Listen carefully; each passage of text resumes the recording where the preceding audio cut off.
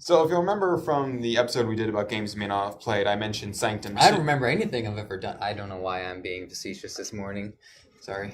Yeah, I think you need more whiskey in your coffee. I remember from the episode that we did, sort of remember the episode we did about the games we not have played, I mentioned Sanctum 2 as being an incredibly great game, hampered only by the fact that there is a progression system.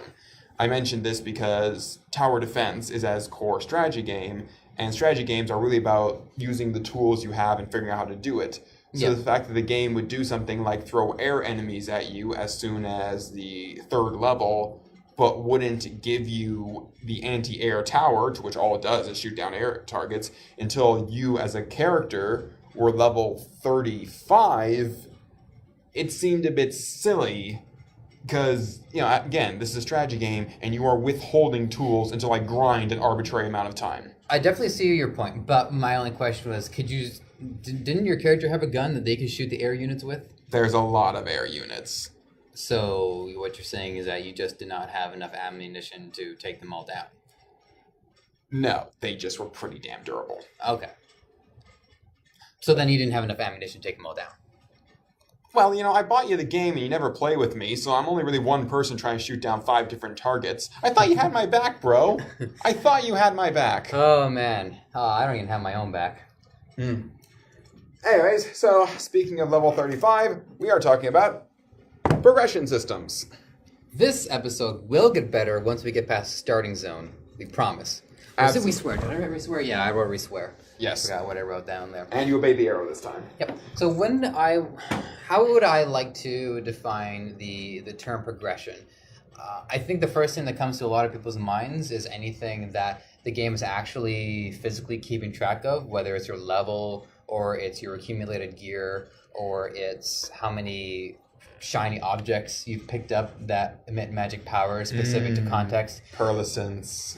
But what I think the best way to describe progression is that any manner in which either the player or the game is developing over the course of the experience. I find this definition most acceptable. Excellent. All right, so... It's not as good as my my presentation definition. I feel like that's the high point of my definitions, but this will do. This will do nicely. All right, so let's start off with, I think, the one that most people think of when they think progression system, and that is the actual game. As you said, keeping track of how many times you played, an experience bar, how many shinies you have. Shinies! And I think experience is definitely the one we see the most of. The example I would like to break out, primarily, would be Call of Duty. A series to which, I notoriously don't like for many reasons, so please take anything I say as incredibly biased on this topic. It sucks. If you haven't noticed our preference for using Call of Duty in the negative light, although I have said nice things about it in the past. I have. Yeah, well, there's nice things about... I thought the whole Modern Warfare 4 story was pretty good. Yeah, I was about to make a really horrible example. I decided not to do it. Yeah. But we're talking about the multiplayer part. Yes, the multiplayer part. Perks. The multiplayer part primarily uses perks and guns. Well, it uses an experience thing to give you perks, guns, and appearance changes. Now, appearance changes are mostly harmless. I'd like to say in a game like that with so much green and brown and more brown and dirt that there's certain camos and certain outfits that do actually hinder your opponent's ability to see you a bit. But the primary issue is that as you level up, as you play more, you get more guns and you get different perks. Now, hopefully if the game is balanced correctly, these guns are not better. They're just slightly different. Now, clearly, if I'm somebody who prefers a slower firing assault rifle and you're someone who prefers firing an SMG, the game gives us both SMGs at the very beginning. You're going to be slightly better because you've got a gun you like, and I'm sort of waiting to unlock the version of this gun which is technically balanced but fits my overall playstyle better. So you play. You also get various perks, and I haven't played all of them. I played some of them because my friends have had them, and there's various perks like if you still have your grenade on you when you die, you just instantly pull it and blow yourself up and anyone nearby. I think there's one that lets you throw your knife, but basically there's a variety of them. Yeah. The big problem, though, is not only are you progressing as a player, because you've been in matches, hopefully been doing something, because if you're idle, you get kicked, you don't get experience, so this doesn't really apply. But you're doing something, you're either seeing other players kill you, and thus understanding what they did, you're trying to kill someone, failing, getting better, trying to kill someone, failing, getting the objective, etc. You are becoming a better player, and the game says, congratulations, you're a better player, have some more gear. And then you have someone new jump in, and not only facing a community of people who are better players, but they've got the better guns, or hopefully if it's balanced. If every gun is even, and one player has more options than another player, exactly. That player has the advantage based off choices, even if one gun isn't the standout gun that everyone's using. Yeah, I mean, adaptation really goes a long way in first-person shooters. And, well, these days you really got the whole specialization system, but he who can adapt has an advantage over he who can't. Yeah, and... she. Now, I play the Call of Duty multiplayer sporadically at a friend's house, like yourself, and I don't fully understand if there is any matchmaking calibration, but I did have it in my mind that if a new player is getting into the game, it's more likely they're going to end up in a match with other evenly skilled opponents where they're using the same amount of guns. And one of the major things that a progression system is supposed to do is to teach a player how the game works over the course of their gameplay experience. So by the time the player has learned everything or has accumulated everything, or both, then the player is now, I guess, ready for the real game to begin. Like, you're not really playing Call of Duty until you've unlocked everything and you've fully fleshed out your developed character. Where I think that this style of multiplayer, we're using Call of Duty specifically, but other games are guilty of this too, where I think it falters is you're not really showing a player everything that the player might even care about.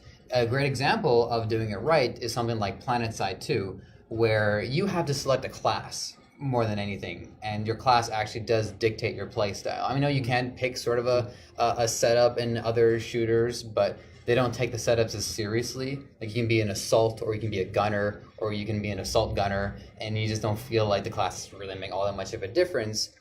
Part of it is the game design, but also part of it is the level design and the objective. Because usually the most popular mode in these games is deathmatch. Everyone's just running around shooting each other down. Yeah.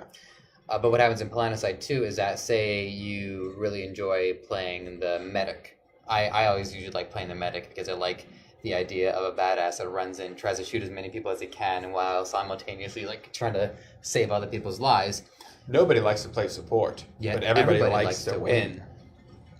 Now, as I'm playing the medic and I'm accumulating experience, I'm learning how to play the role better, and the game is handing out improvements to me. So it's a way of rewarding me for committing to a class, and now I'm becoming a better medic. And I don't think that there was ever really the sense that a player in PlanetSide 2 who had a lot more money and experience and gear was completely going to destroy me, because in that game there's so many players that the more players there are, the more it kind of ties into that option thing, where so many players have so many things they can do. Once you're at like a 50-on-50 firefight, it doesn't care who's what level, because there's just so much ammunition flying through the air. Yeah, I never really got the impression that there was an assassinee or whatever character that would try to hunt down other people who are separated. Because if you're separated in PlanetSide 2, from what I understand, that's probably only in the sense that you're driving a frigging tank. Yeah, unless you want to do like the lone wolf thing and see if you can take over an entire objective on your own. Don't do that. You're not going to get far. People have tried, but I think they got like halfway through the capture point before they just get riddled with everything. In Tribes, you were sometimes able to get away with that, but that was... Yeah, but in Tribes you had to jetpack and skis. Like when I played Tribes Ascend, and you pick up the flag, and then you have to use your jumping and your skiing to go away. You have like 10 people chasing after you, and you're going backwards. Like, by the way, if you haven't played Tribes Ascend or any Tribes game, play Tribes. That game is a blast. I think they shut down the Ascend servers. Oh, well, any Tribes game that you can get your hands on is a blast to play. That would have a lot of really freaky moments because some of the bases were designed for if you could thread the needle, it would actually slide around and hit their flag, and it just like, what? Did he just go by at 150 miles an hour to grab that? What the fuck? Hit the emergency season, get it opens up the cabinet, and there's like a bunch of skis there. You. Like, usually you're supposed to open these cabinets and pull out guns, but in the Tribes world, people pull out the really good skis. Yeah, well, actually, that's not a very bad example, because in the Tribes Ascend, even your guns and your perks all leveled up. Now, that was slightly less offensive, because assault rifle leveling up would be, okay, now the clip holds a few extra bullets, okay, now you can hold a few extra. So that still meant in a particular duel, they would have an advantage. I do remember one particular point, I was doing the mortar class, whatever, Juggernaut? Anyways, I was doing the guy who shot mortars, and I was in an extended duel with a soldier to the point where I think, one of our health regeneration kicked in, and I actually ran out of bullets. I fired everything. I shot all the heavy machine gun rounds. Okay, out. Okay, try to time the mortar rounds, which, let me tell you, trying to shoot a mortar at somebody while you're both dead. It's like it's supposed to be siege. You could have a better chance to shooting them up into the air and hoping that gravity is going to help you the rest of the way. Oh god, no, they were on a fixed timer. Okay, yeah, so not a hell of a lot you can do in that case. Yeah, and I had the grenade, or not the grenades, I had offhand spin diffuser discs. You can throw spin diffuser, but anyways, I had offhand spin diffuser, and I fired everything. I was even on the microphone, like, guys, I'm out of bullets! I'm out of bullets! Someone get here and help me! There was, you just reminded me, there was, in Splinter Cell, the second one, Pandora Tomorrow, that's when they introduced the multiplayer, where it was 2 mercenaries versus 2 spies, and one of the tips that the GMR magazine gave you was, always hold on to at least 1 grenade, because if you run out of everything else, you do not want to wait for them to get the drop on you. Kill yourself. Start over.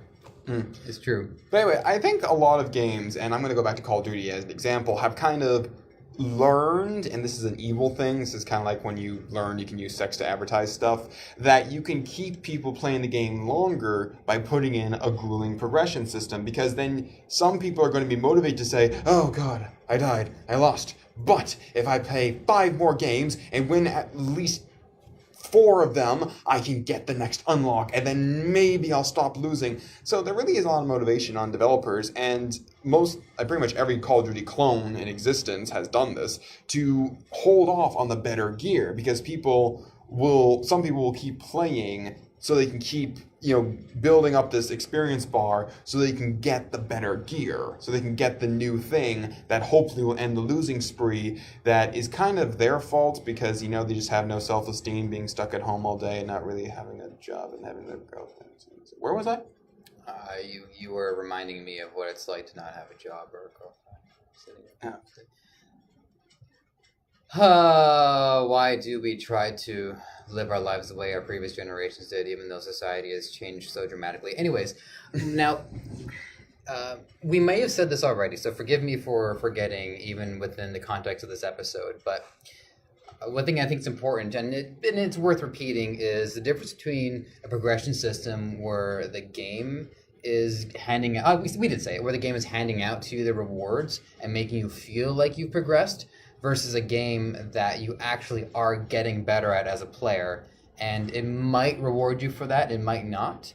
But before Team Fortress 2 went free to play and kind of kicked out the whole hat revolution thing. No, the hat revolution was starting before the free to play. Okay, yeah. Sure, I'll agree to that one. But there was when they started doing updates. Essentially, each update was tied to a character class, and I think I want to say it was the heavy that was first. I know like the pyro was early. The spy and the sniper came a little later. They got through everyone. The medic, I think, was one of the last ones. Actually, no, I think the medic was one of the first ones. Really? Yeah. Because I know that the sniper and the spy came after, definitely. I know the engineer was late. I know the demo man and the soldier were at the same time. And I think before that one, it was the heavy, the scout, the medic, and the pyro, all within that same time frame. But anyways, what happened was they didn't get better guns. They got guns that function differently. that it would take a more experienced player who already knows how these classes work to properly utilize. So it wasn't wise to automatically hand these players out, and it didn't make sense to make a player have to unlock it through play. What they did do, and this is brilliant, is because we can't say enough good things about Valve, is they tied the unlocking to achievements. Now, I for one was never really a huge fan of achievements when I first started seeing them. Yeah. But what I thought Team Fortress 2 did well was use these achievements as a way of charting how well the player is able to play the class. Now, granted, there were specific servers where the players would just hand these achievements over to each other, make it really easy. But if you did that, you kind of missed the point. The idea was to make the player think differently about playing these classes by showing them things that they could accomplish. And when you accomplish enough of them, you unlock some new weapons.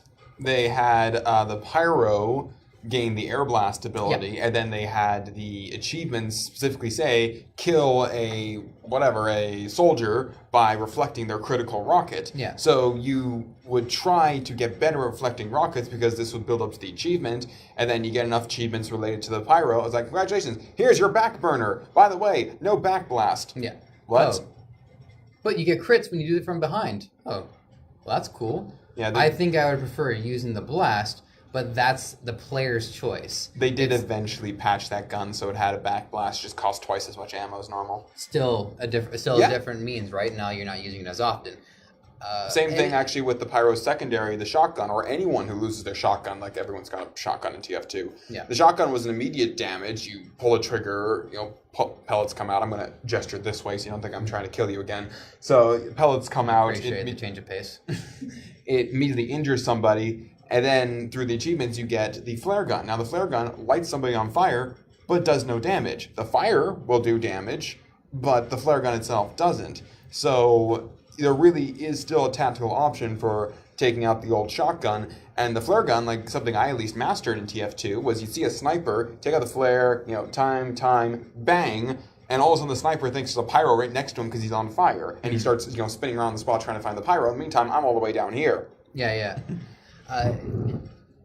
Now, why do I like this system so much? And it kind of correlates a little bit with playing the new Smash Brothers. Is that the developers know what these characters are capable of. The player might not, because some of these things might not be obvious. One of the easiest, most obvious things you know about will be the soldier's rocket jump. But just from like a cursory glance at watching some of the videos, you'll see a soldier do it.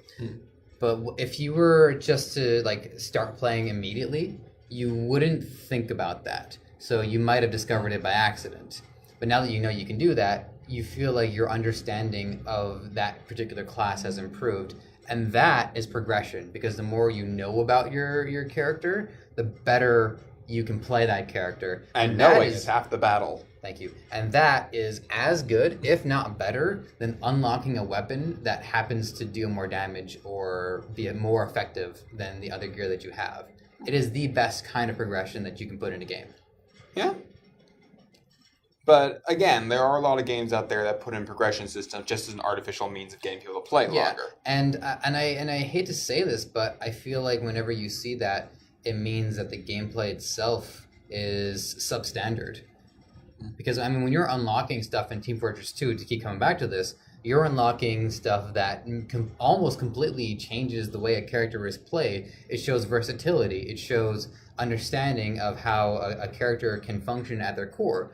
When you're just unlocking weapons that shoot different kind of bullets, or you're just unlocking a different gun, but your character or your avatar hasn't changed in any substantial way, then the gameplay is a lot more shallow. I am sort of remembering Warhammer 40k Space Marine. Great game, by the way. The multiplayer was standard, it wasn't really that special. It was a single-player focused game. But the multiplayer did exist. It was a bit bog standard. One of the interesting things how they handled it was based on how many kills or whatever you got with a particular weapon, you would eventually unlock a perk that would make that weapon better, but you still only have the 2 perk slots, so you may put a weapon perk or put something that relates to you, put something that...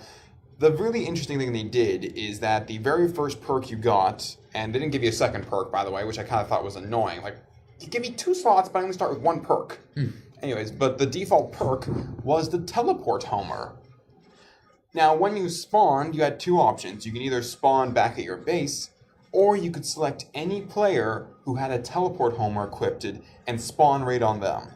So newbies were actually one of the most dangerous things in the game because they're running around with the teleport homer, and you're engaging one, and then spontaneously 2 people spawn right next to him. Coming to help out the new player, yeah. Exactly. Or taking advantage of the new player's inexperience and gunning the other person down with like half the ammo. But in any case, that's definitely one of the a cool idea. They also tied all the visual unlocks to achievements or things like that. Like how many revenge kills would get you this piece of chaos armor, how many, from the sky kills would get you this arm piece, stuff like that.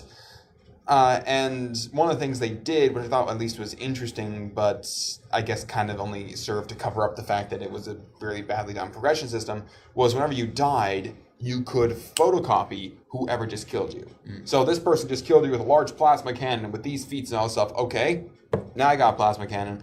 And that was weird because whenever you did that, it would tie into progression with your plasma cannon, even if you didn't have one. Like, there was a weird thing where if you pre-ordered the game, you got the power sword, which functionally was basically just a chain sword, but it was completely reskinned, had its own effects, etc., but it also had its own sort of achievement line. It had its own progression line, which I think that was just, relic, you bad, or, like, your mistake, rather, not you bad in general. Like, please come back from the grave and give us more Dawn of War games. But it means that this thing was functionally the same as another weapon, but had its own progression line. Yeah. So anytime someone copied someone with a power sword, they were working on a progression line that they didn't have because they didn't pre-order the game, so they didn't have the weapon. I mean, it makes sense though, just from one side, because you're using this tool, this weapon. So obviously your experience with it is growing. But it does seem kind of strange that you can't actually then pick up the weapon anyways, and because you don't have the pre-order for it. Oh man, I hate when they do that. I hate when games do that. Yeah. Anything essential to gameplay or anything that impacts gameplay should be free to the player. Well, it's aesthetics that you can make money off of. What is so hard about this? Well, they did eventually turn it into a DLC thing, but I was under the impression that the power sword was just a reskinned chain sword, ergo functionally the same, but it just looks freaking awesome. Yeah. And, apparently it wasn't. That was sort of a mistake of them, but it did create a weird thing where anyone copying me, because I was, of course, running around with the power sword, I pre-ordered, and again, it was a great game. Isn't it nice, actually, just to pre-order a game and have it turn out to be good? Yep. I mean, I remember that. That was like, these days, that's such a strange notion, but, once upon a time, hey, I had faith, and the faith was paid off. Can we deviate for a moment and talk about that for a second? Sure. Well, I've been thinking about this a lot because I still pre-order games every now and then, but these are games that I'm seriously excited for. But let's remember that yes, this is a business and people want to make money, and sometimes they do things that make money that we're not happy about. Fine. That said, these games, they've become more expensive to make to maintain the progressive quality that the games are trying to have. Like a PlayStation 4 game is supposed to look, feel, and even play like a superior game than something on the PlayStation 3. It's just supposed to do that. But because it costs more resources, in order for the game to be appealing enough from a visual standpoint, usually that's going to impact gameplay. It's actually since the GameCube generation, there hasn't really been all that many games that push gameplay forward, at least in the sense that, assuming they were okay with the game looking a certain way on the GameCube and PlayStation 2, functionally it could have been on there. What is so different about the playing of the game on the PS3, the PS4? Well, there's really not a hell of a lot. Well, there's some isolated examples. Sure. But as a general overall, I'm definitely agreeing with you. If you look at even something like the new DMC or BioShock Infinite, those are both games that utilized floating platforms as a very major thing. DMC had a bunch of them. They had gravity inversions, and BioShock Infinite had to build its own engines so that everything could float independently of each other. And I could, if I wanted to, just go ahead and whatever myself, mention Assassin's Creed in it, that they had really good crowd behavior and physics. Like, you'd have to use gentle push to get past some people if you don't want to knock over crates and alert people. But again, they're very isolated examples. Yeah, I mean, I don't want to come across like no one's made any progress in the last 10 years, because there's been a lot of progress, but I just feel like that progress pales in comparison to the ill-advised need to continue to improve these games visually and based off sound, when the visuals and the sound and the production and the presentation, which we did talk about, is now eclipsing the game and then the actual gameplay itself. Yeah. Well, I think, so you believe pre-ordering is something that companies try to incentivize because it's an immediate return on investment instead of a return on investment over time? Yeah. Because we did start with pre-ordering, so I'm just trying to figure out how to tie it back to that. Oh, well, the difference is when I would pre-order a game and know that I'm going to pay the $60, I pre-ordered Tales of Symphonia, and I felt like I got my money's worth. That was a long game. Yeah. Gameplay was solid. It even came with an art book that I still have, because I just like looking at art in case I ever want to take up drawing again, God forbid. But I didn't feel like I was cheesed, And it's not like, there's going to be a whole new part of Tales of Symphonia, new downloadable content. I'm like, no, the game is done. I can move on from this experience. Yeah. If I want to play it again, I can play it harder, or I can challenge myself. Whereas now, when I'm pre-ordering something and I'm paying full price, I'm not even getting all the content that's going to come out for it. In order to get the other BioShock stuff for BioShock Infinite, I had to get the Seasons Pass. Content-wise, it was condensed compared to an RPG, but a lot of the content that I'm paying for is the visual and audio experience. Yeah. Well, I think just in terms of examples, BioShock Infinite, I would say not exactly would be opposite of theory, but if you look at the DLC for BioShock Infinite, you have challenge rooms. Yeah, that really should have been free. And then you have the Under the Sea thing, which is the same characters in a completely different setting, like just going elsewhere. Like, it doesn't really tie into the main storyline. Another great example, I think, of DLC done decently would be Dishonored, because again, challenge rooms, those should have been free. And then you then play as another character who was part of the main story, but you don't really need to know his backstory. You don't really need to know what happened to him after the game ended or before the game started. I'm sorry, but I'm surprised that BioShock Infinite never did a multiplayer section, because I think the multiplayer would have played out really well with that game, with the sky rails and the plasmids that weren't clearly one more powerful than the other. But we've sidetracked enough, and I thank you for that. So one of the things that I want to bring up is that progression exists in all games in some level. Yeah. Even something as basic as solitaire, you do get better at playing solitary.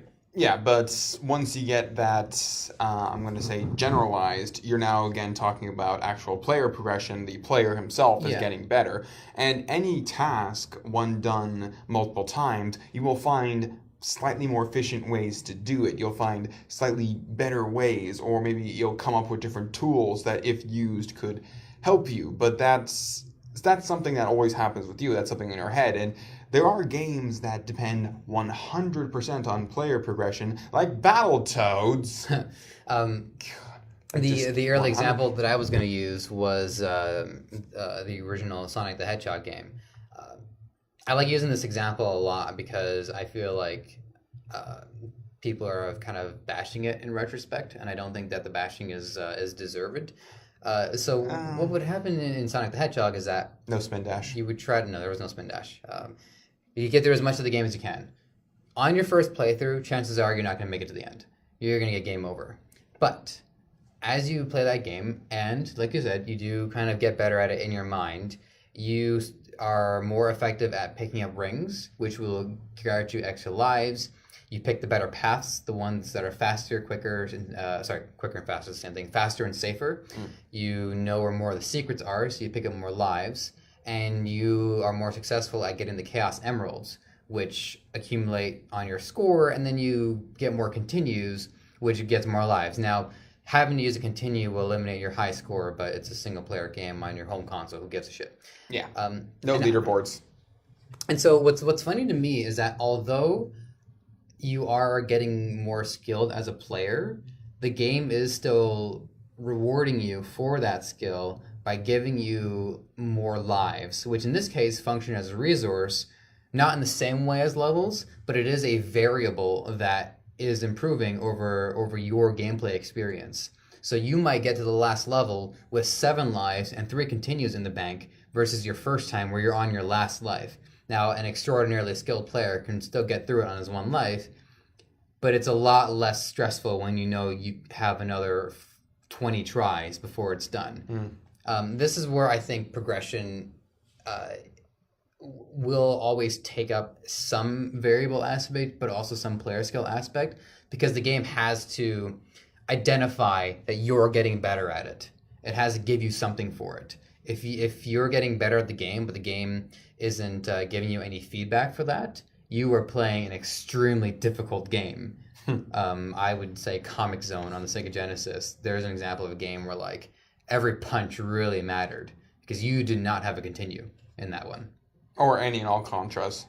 Or in the Contras, although there is a cheat code in the Contra that gives you 30 lives, which is essentially what you need to win that game. Let's be honest. Pretty much. Like your first 7 attempts require that. Yeah. Now, when we're talking about a variable or mechanical progression where it's the game's keeping track and not the player skill keeping track, there are 2 ways that I've noticed that it plays out.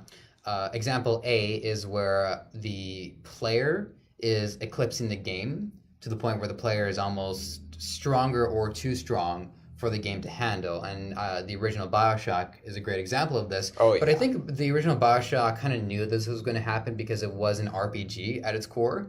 So, and it used the horror element to its advantage early on by making the enemies you face seem fearsome. The first few splicers that come after you, you only have a wrench to fend them off. So at that point, they are definitely much more threatening, and the game plays to that advantage. And the first time you have to fight a Big Daddy is terrifying, because not just because it's an intimidating creature, but because you are so ill-equipped and so ill-powered to deal with it. As you get through the game, by the later end, you are now the source of terror. These Big Daddies will fall at your feet. Splicers are nothing. Even if they're coming at you in a group, you're taking them down fairly easily. Whether it's because you're a better player or it's because you figured out a build that works for you, you will finish that game feeling a lot stronger than when you first started. On the opposite end, and this is a more rare example, and I'm actually curious to hear examples other people are thinking of, because it's something that I don't have enough examples of that I'm happy to say. The Resident Evil on the GameCube, the remake. I'm not using the original for this one because I didn't play it enough to make this statement. But what would happen is you would gun down a zombie, and you had to shoot it enough times. Once you saw the pool of blood form, you knew that the zombie wasn't getting back up. Cool. But bullets were scarce? Bullets were scarce, as they should be.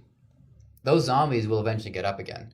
And I don't know exactly if it was a trigger based off story progression or if it was just something that was going to happen over so many run-throughs of that area.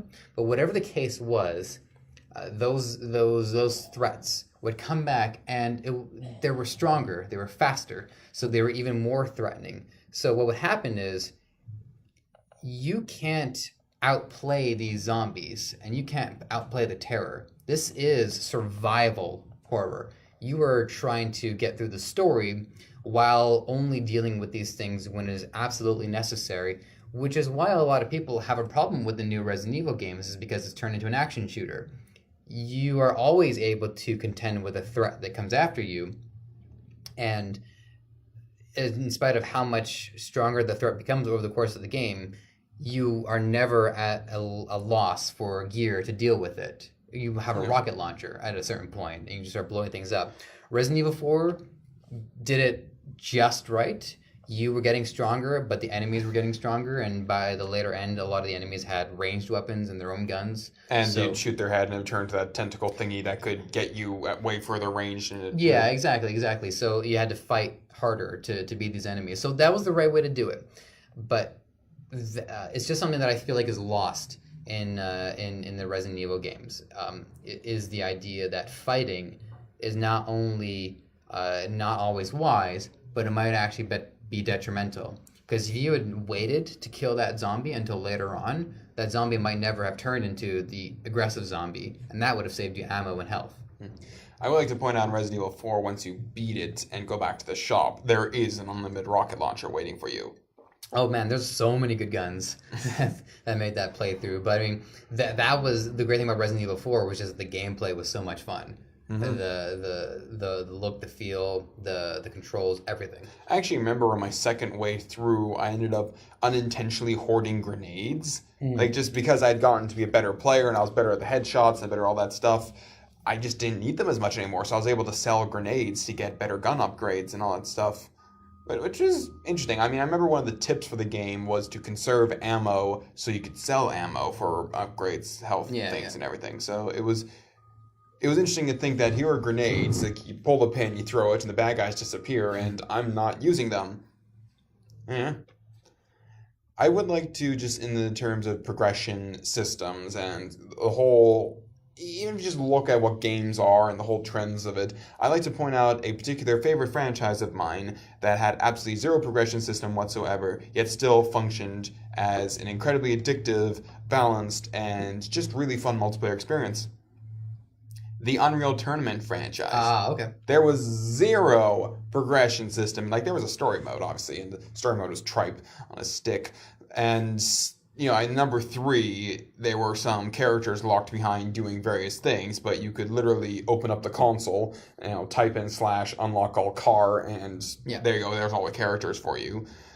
And it was based entirely on pickups, which I think is a system that is somewhat lost these days. The idea that you spawn, you have the Enforcer, which actually was a very good gun. I know the fact that it looks like a pistol and it's just got the single shot. It actually is, if you got double damage and berserk, that thing 3-shotted people. Like, it was, and if you kill someone, has to pick up the second one. But the point is, you would then have to run around and find little glowy platforms to say, here's the flak cannon. It's like a shotgun, but it shoots grenades as well. Here's the biogun. We're not 100% sure how it works, but if you kill people with, you can brag about it. Here's the shock lance, a poor man's sniper rifle. And you'd have to know the maps, find the things, and whether or not you were able to fire the grenade to bounce off the wall to hit the person who was also firing the flak at you that you're trying to evade was based 100% on your player skill. In terms of actual progression and all that stuff, it was entirely even. Everyone was walking in with no perks, no passives, no anything. Everyone's got the same movement speed, the same resist to damages, etc. And it's whatever you could find on the ground is whatever you can find on the ground. And again, the Enforcer was very underrated. If you were a good player, you could go on whole killing sprees with it to carefully tap. So you knew by about the 20th round, looking at the scoreboard, who was the best player. Oh, yeah. Yeah. It's funny that games don't seem to do that as much. I can't think of any modern examples of, especially in the shooting realm, where you just jump in and start shooting things. It always feels like there has to be some level of player progress in order to make a player feel like they can come back. Yeah, I remember Halo Reach had the issue where the moment you started multiplayer, you had, well, similar to Space Marine, you had multiple perk slots, but only one perk. I mean, again, the example, the teleport homer was, aha, newbie, he doesn't know how to, oh shit, there's half of them now. Yeah. Okay, so that reminds me of another great example that I want to use. What the hell, is there NASCAR outside? Yes, there's something about Weston Road that makes people want to really show off, or occasionally get shot.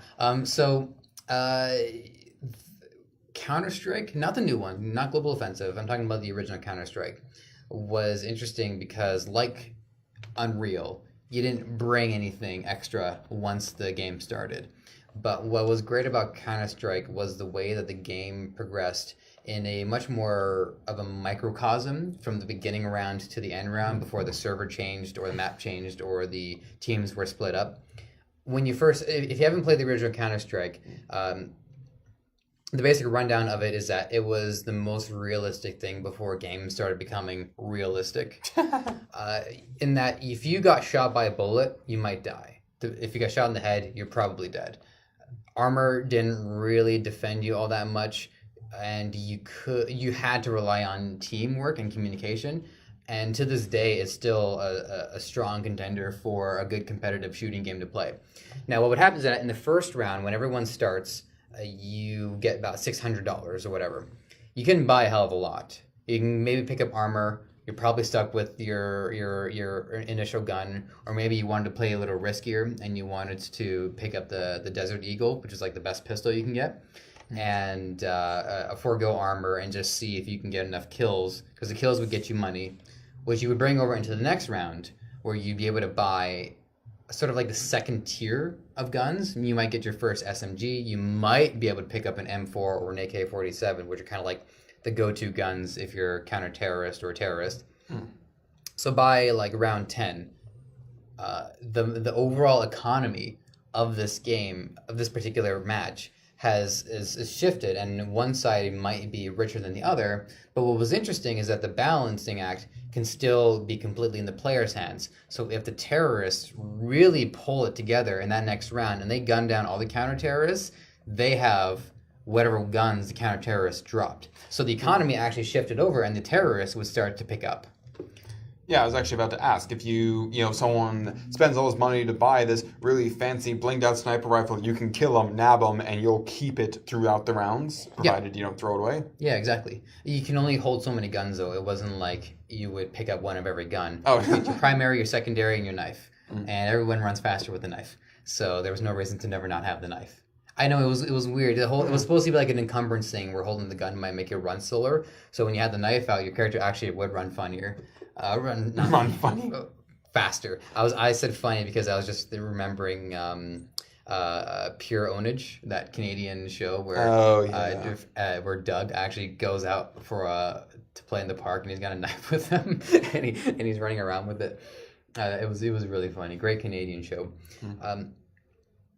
So why I liked this one was because when you define a game, yes, you can define it just based off the product that you're interacting with, the software, but you can also define the game based off the specific session that you're playing. Like, I am playing a game of soccer. It does not encompass all of what soccer is. I'm just playing a particular game of soccer. And it's the same thing with this one. I'm playing this particular game of Counter-Strike. And once this is over, none of what I've done here carries over into the next round, except for what I, as a player, I'm keeping track of. What guns am I good with? What strategies should I be using? When is it worth to pick up the bomb defusal kit? Answer, always. Well, I'm sort of actually reminded a bit of Dota 2 and even that genre in general. Actually, I'll mention Dota 2 exclusively, then I'll turn around and bash League of Legends a bit. Dota, because you can have characters go on killing sprees, double kills, etc., and they're getting more gold because, hey, you're awesome, have more gold, and then you kill them, and they've got a huge bounty on their head. So whoever killed them is now able to turn around and go pick up their Reaver. And now, hey bitches, I got Reaver. Or Ultimate Orb. Here's a nice tip for Dota 2. If you can buy an Ultimate Orb, why not? I mean, plus 10 to everything. Yeah, it's pretty good. Yeah, and just build Turns into a Lincoln Sphere or a... Lincoln Sphere! But anyway, so now I'm going to turn around and bash League of Legends.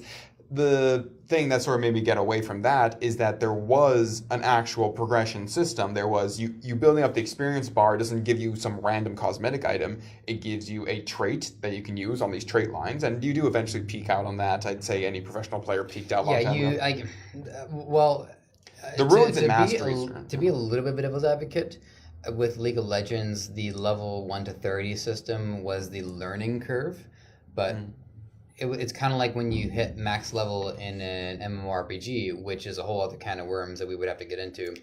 Let's not do that today. Your understanding of the game really only has just begun. There is so much more that you have to know about each individual character that you could fight And just being level 30 is like, okay, you've committed to it, so we're gonna let you start playing against other level 30s.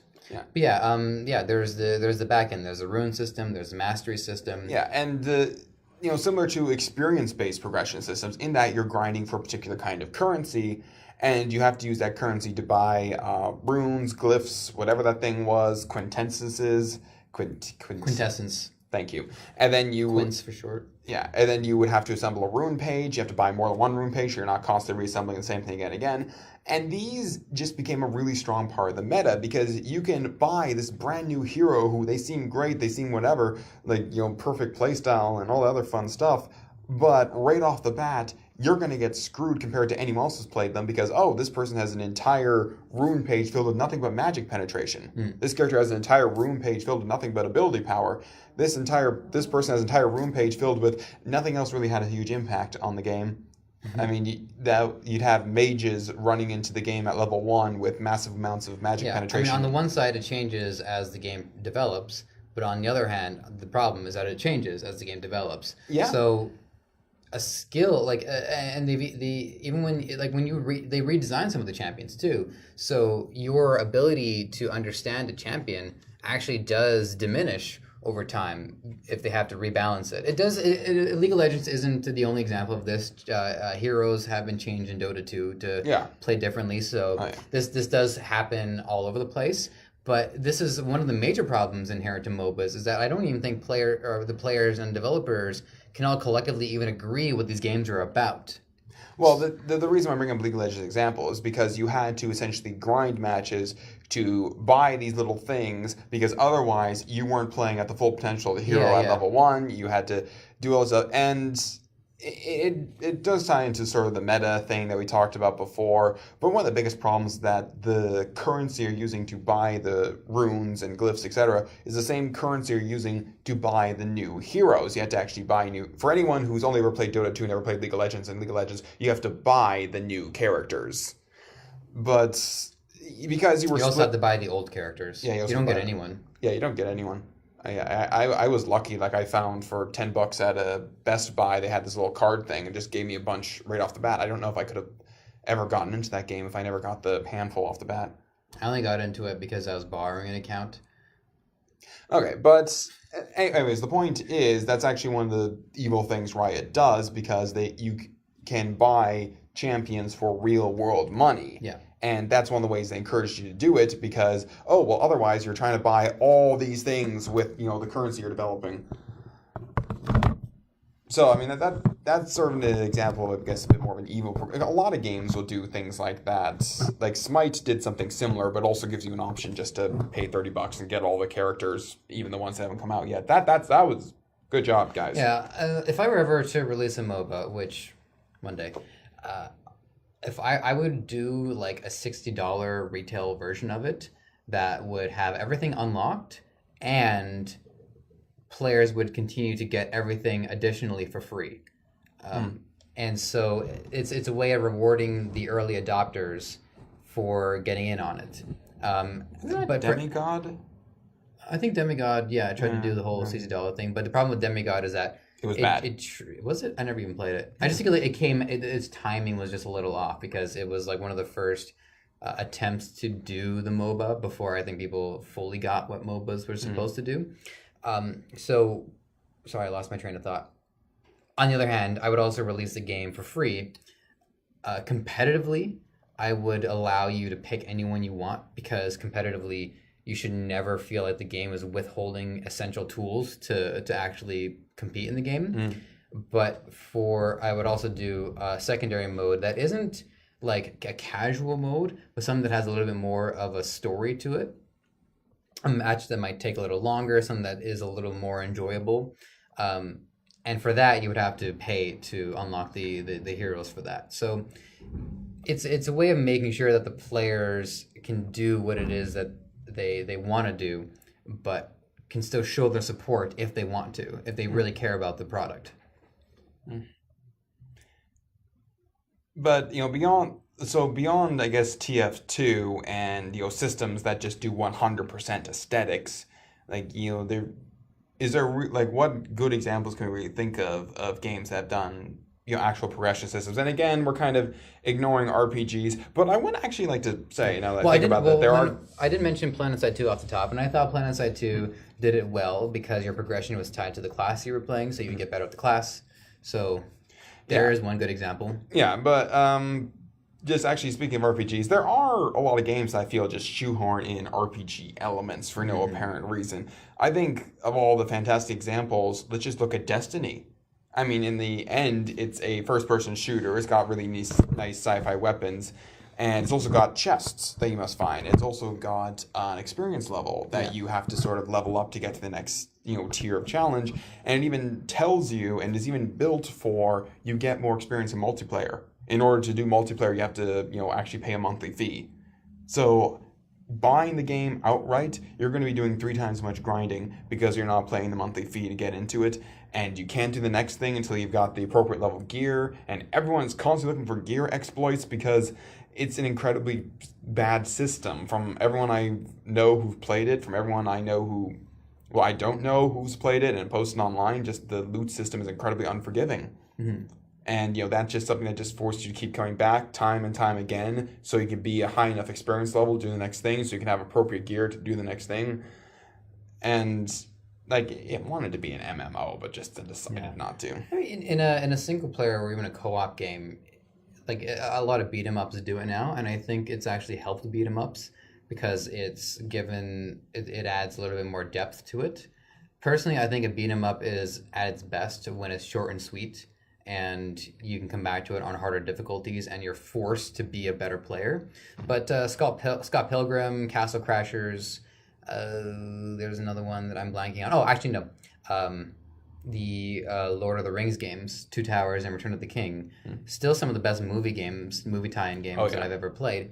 And these all had some RPG elements to it that would allow you to unlock some cool moves, some cool gear, some powers. It wasn't anything game-breaking. But if you're jumping in as Legolas, aren't you technically an established character? Why are you unlocking moves? You're an established character. You've been places. You've seen things. Deadpool the game actually made fun of that. It had a progression system. It had Deadpool turn around saying, why the hell is there a progression system? Oh, well, they're really popular in games now, so we have to have one. Yes, why don't we just give it a shot? But I'm an already established character. By the way, for anyone who doesn't know who Deadpool is, he's got voices in his head. Yeah. Well, the reason why I think it worked in the Lord of the Rings games is because as much as they wanted to capture the epic scale of the movies, they did a pretty good job, I would say. But you couldn't do everything that Legolas could do in the movies. You couldn't throw a shield down a staircase, jump onto it, and shoot things on the way down. And even if you could have done that, you probably would have had to have done that in a QuickTime event. Thank God you didn't have to do that. But you didn't get that particular ability. So there had to be something that would make your character more powerful over the course of the game. And it's not like you buy new gear. You just get a charging ability that lets you wind up and then do a power slash. You could get through the entire game without unlocking a single thing. But it was a way of adding some power to it. So since we're talking about RPGs, and we do have time, 10 minutes, to talk about MMORPGs. Now, my major problem with MMORPGs... Wait, you think we can talk about MMORPGs in 10 minutes? I think so. I think we can do that. Okay, we might go a little over, or a lot over. Whatever. We're not in a rush. Well, we're in kind of a rush. Joseph, stop contradicting yourself. Good idea. So...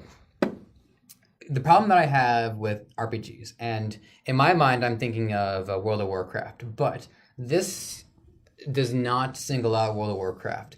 This ties into a lot of these MMORPGs, especially because a lot of them have tried to rip off World of Warcraft.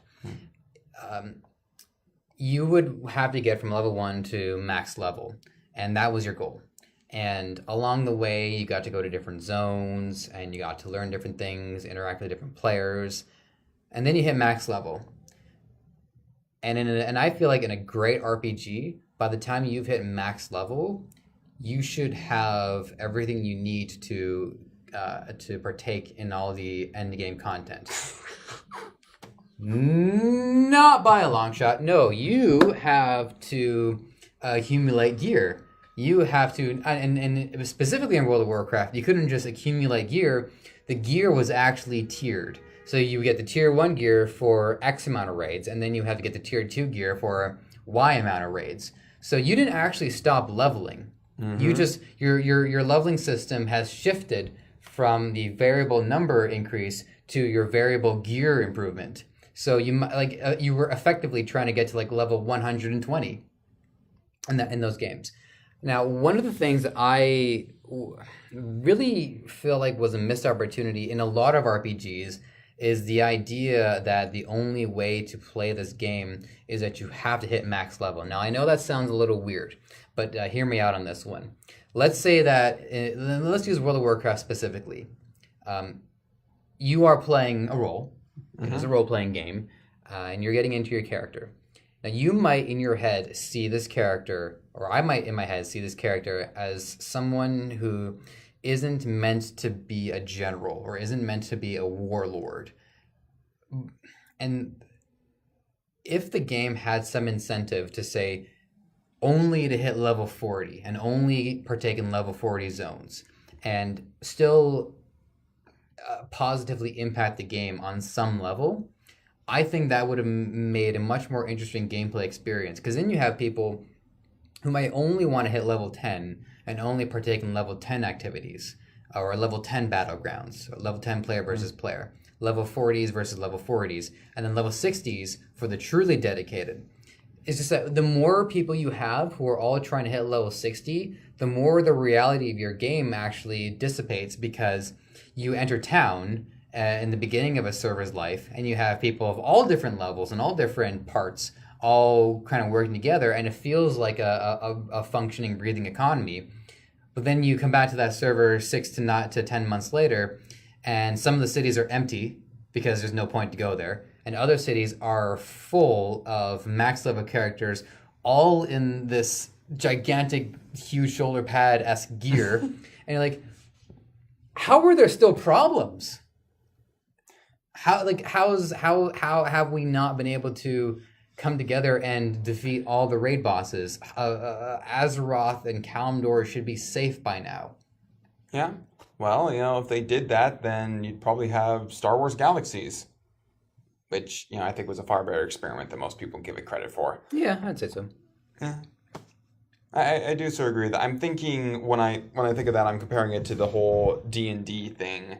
And at the very least, in 4th edition, when they talked about you getting over level 20, your final slog to level 30, what should be going through your character's head, sort of, like loosely, is at that point, like, immortality. And they'll even talk about all these epic destinies and things like that, and what your goal is. And that really is a system where you can retire a character at a certain point, where you can have you and your allies say, okay, you know what, Tiamat is trying to come and destroy this thing. There's a chance most of us aren't going to come out, and you can have a nice last hoorah of you and your friends getting together, fighting against impossible odds. Some of you are going to die. Some of you are going to, sort of decide you've had enough of this life and just wander off into the desert to find a different challenge. Like, it gives the chance to have a story and have your character stories end and you dissipate. Or, again, you could get killed by Tiamat, but you know what? It's Tiamat. It's a 5-headed dragon god. I'm sorry, like, I don't know why when you first said Tiamat, I thought that was the name of your character. No. Because Matt is in it. Anyways. Yeah. But that is a nice way to end it. Like, that is a nice way to look at your issue, because the story does sort of imply lesser people take on lesser things. Even, like, especially since you have a DM, he's not going to turn around and say, hey, remember all those undeads you were fighting 5 levels ago? I'm just going to throw them in front of you. Oh, you got rid of them all in one spell. Yep. Okay, that was one. You coughed. Yeah. You coughed enough magic to just completely disintegrate them. Yeah. The other thing I would have thought would have been interesting, too, is whether or not it would have been worth increasing the level cap. Because it's 90 now. Yeah, so let's just we're kind of coming back to my example a little bit, but let's assume on this train of thought that you've hit level 60 and there are maybe 3 expansions. Now, one of the problems I think with expansions is the idea that each expansion sort of eclipses the last one in terms of threat level. Like, Illidan was a problem, but it wasn't as much of a problem as Arthas. And Arthas was a problem, but it wasn't much of a problem as Deathwing and the Cataclysm. And then you get the Miss of Pandaria. where Yeah. you have beer elementals. Yeah. So like, am I okay? But what I think Mists of Pandaria was a good example of was a divergence and a different place for you to go. Not the book. Yeah. So it's almost like if once you hit level 60, you can become an adventurer and you can go off into these different lands and different realms.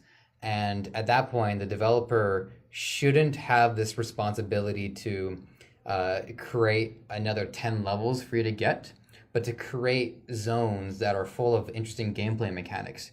So that, like, if you go to the Burning Crusade and it's all about fighting off the Burning Legion, and so you go to some different zones, maybe not as many, but each zone has some different gameplay element to it, and each one ties into the Lance and Horde versus Horde in at least some way, some capacity. And so when you finish all of that, it's not like you need to come back to Azeroth or Kalimdor additional levels, but you just had fun. Like you were having a great time. You were doing fun raids. You were doing something cool. I think it's against the Blizzard company policy to make a game fun. You need to make a game addictive. I don't think that's completely fair. I think I've had fun. I've had a lot of fun playing Blizzard games. I know that it does kind of modern Blizzard games. And we're out of time. Hope you join us next episode where we'll be less obvious over there.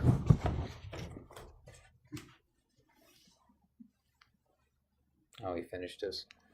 Okay. I'm really thirsty. I don't know what to do.